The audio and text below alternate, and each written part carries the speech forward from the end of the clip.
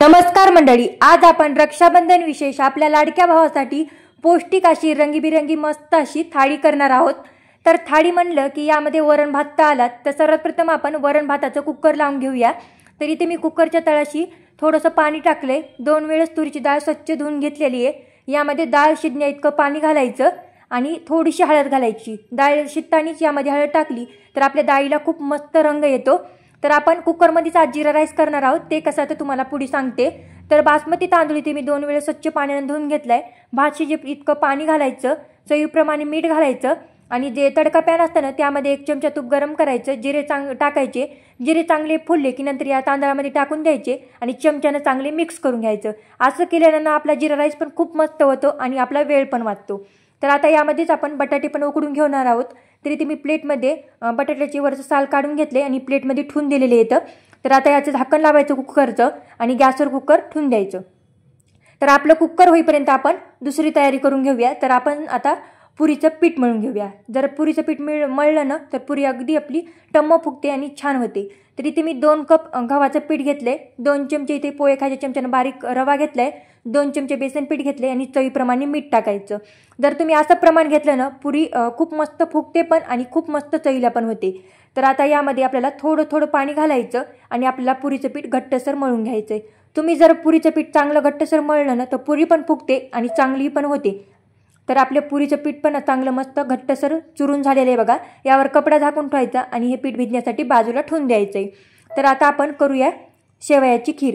तर आपण नेहमीच तांदळाची खीर करतो, तर आज आपण शेवयाची खीर करणार आहोत। त्यासाठी इथे मी पातेल्यामध्ये अर्धा लिटर दूध घेतलेले, दुधामध्ये आपल्याला आता केसर काड्या घालायच्या आहेत।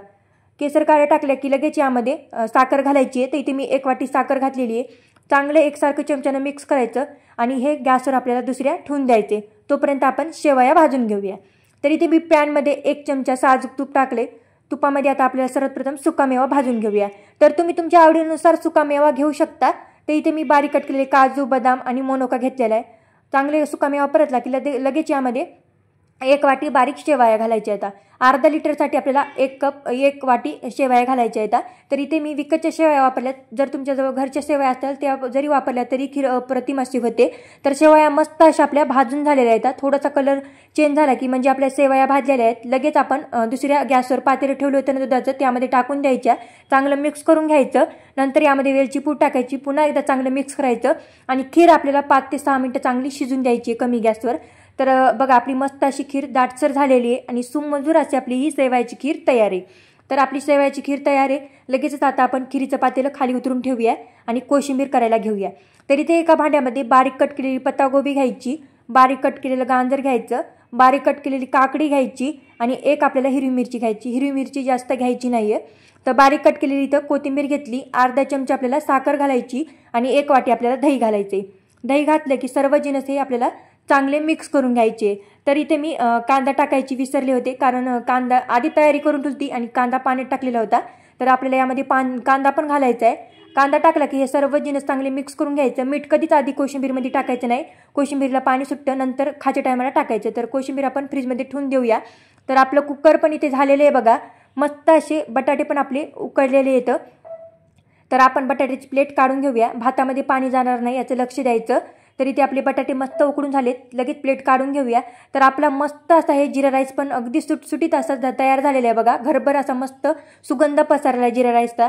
तर यामध्ये आता आपण बारीक कट केलेली कोथिंबीर घालूया।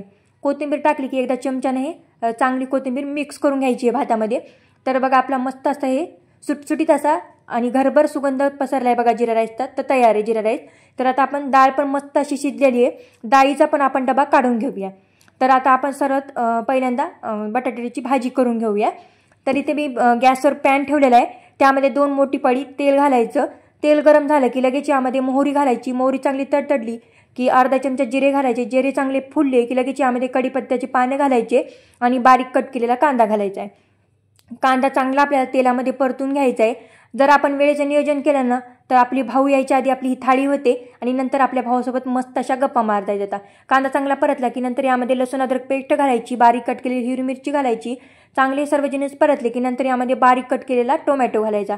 टोमॅटो पण आपल्याला चांगला यामध्ये परतून घ्यायचा आहे।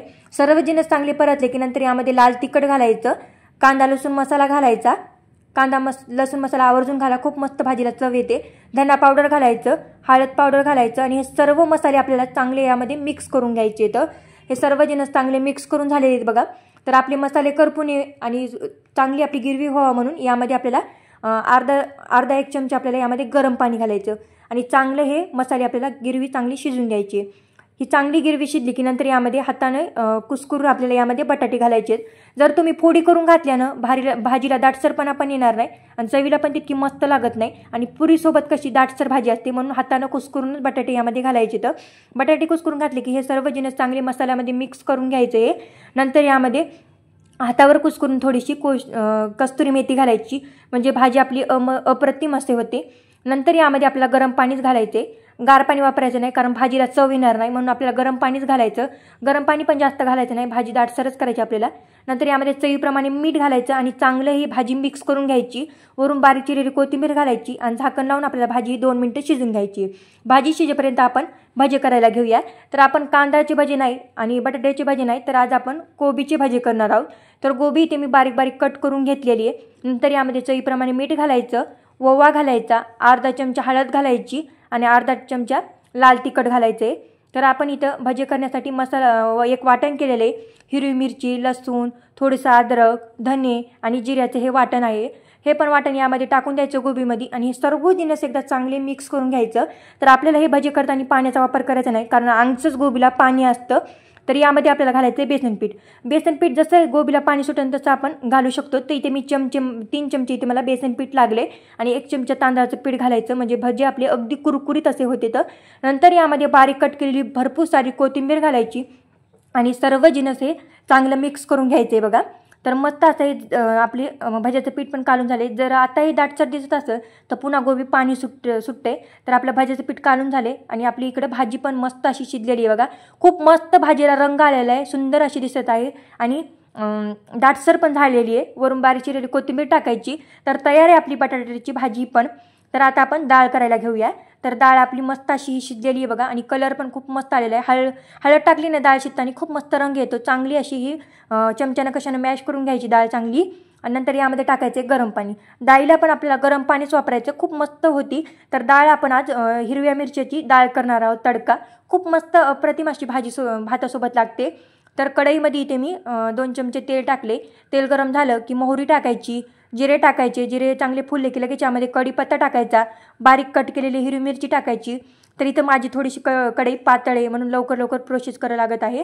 लसूण अद्रक पेस्ट टाकायची आणि जास्त चांगलं परतून घ्यायचं. लसूण अद्रक जास्त परतून घ्यायचं नाही. थोडासा कलर चेंज झाला की लगेच यामध्ये हळद पावडर टाकून चांगलं मिक्स करायचं आणि लगेच यामध्ये मॅश केलेली डाळ टाकून द्यायची. डाळ टाकली की वरून आपल्याला चवीप्रमाणे मीठ टाकायचं, बारीक कट केलेली हिरवी मिरची टाकून द्यायची आणि हे सर्व चांगलं मिक्स करून घ्यायचं आणि 2 मिनिटं आपल्याला डाळ चांगली कमी गॅसवर शिजून घ्यायची. तर मस्त अशी आपली दाटसर हिरव्या मिरचीची डाळ तयार आहे. तर आपण कढई उतरून घेऊया. तर आपण तळण करून घेऊया आता. तर गॅसवर इथे मी आधीच गरम करायला तेल ठेवलं होतं. यामध्ये उडदाच्या डाळीचा पापड टाकायचा आणि चांगला तळून घ्यायचा आहे. जास्त काय आपण तळणार नाहीत, फक्त उडदाचा पापडच आपण तळून घेऊया. तर आपले पापड पण तळून झालेलं आहे. तर आपलं बघा इथं भज्याचं पिठाला पण चांगलं पाणी सुटलेलं आहे गोबीला. तर चांगलं एकदा चमच्यानं मिक्स करून घ्यायचं आणि जे आपण गरम करायला तेल ठेवलं होतं त्यामध्येच यामध्ये 1 चमचा गरम तेल टाकायचं, म्हणजे भजे आपले अगदी कुरकुरीत असे हे होते. तर तेल टाकलं की हे भज्याचं पीठ एकदा चांगलं चमच्यानं मिक्स करून घ्यायचं, म्हणजे तेल चांगलं मिक्स होतं. लगेच आता आपल्याला भजे टाकून द्यायचे. तर भजे टाकताना गोल टाकायचे नाही, जसे हाताने पडते तसे भजे टाकायचे, म्हणजे खूप मस्त दिसायला गोबीचे हे भजे दिसते. तर भजे टाकले की चांगले खरपूस असे दोन्ही साईडनं आपल्याला हे तळून घ्यायचे. किती बघू शकता तुम्ही किती मस्त आपला भजे तयार आहेत बघा. आणि तुम्ही एकदा नक्की हे करून बघा. पावसाळा पण चालू आहे सध्या, खूप मस्त चवीला लागते ते. तर आपले भजे पण तळून झाले. तर आता आपण पुरी करायला घेऊया. तर इथे कोळपटा इथे मी आपलं पुरीचं पीठ आधीच मळून ठेवलं होतं, त्याचा गोळा घ्यायचा आणि मिडियम आकाराची पुरी लाटून घ्यायची. पुरी लाटली की लगेच आता आपण गरम तेल तर आधीच ठेवलेलं होतं, यामध्ये पुरी टाकायची आणि आलटी पलटी करून आपल्याला पुरी चांगली खरपूस अशी तळून घ्यायची आहे. तर आपली पुरी पण तळून आहे बघा, किती मस्त अशी पुरी झालेली आहे बघा, टम्म फुगलेली आहे. तर आपला सगळं स्वयंपाक थाळीचा तयार आहे. आता आपण थाळी बांधून घेऊया. तरी ते मी प्लेटमध्ये थोडंसं मीठ टाकायचं, आधी लिंबू ठेवायचं आणि सॅलड ठेवायचं. इथे मी सॅलडमध्ये गाजर आणि काकडी घेतलेली आहे. तर सुमधुर अशी आपली शेवयाची खीर पण तयार आहे. चमचमीत अशी बटाट्याची भाजी, डाळ तडका पण तयार आहे आपला हिरव्या मिरचीचा आणि कोशिंबीर. तर कोशिंबीर तर खूप मस्त दिसत आहे रंगीबिरंगी. इथे तर आपला सुटसुटीत असा आहे जिरा राईस पण तयार आहे. कुरकुरीत असे आपले गोबीचे भजे पण तयार आहे, उडदाचा पापड पण ठेवलेला आहे आणि टम्म फुगलेल्या अशा पुरी पण तयार आहे। तर तयार आहे आपली ही रक्षाबंधन स्पेशल थाळी। तुम्ही पण तुमच्या लाडक्या भावासाठी नक्की करून बघा, खूप मस्त होती आणि नियोजन केलं तर 1 तासात होती। तर व्हिडिओ आवडल्यास एक लाईक करा।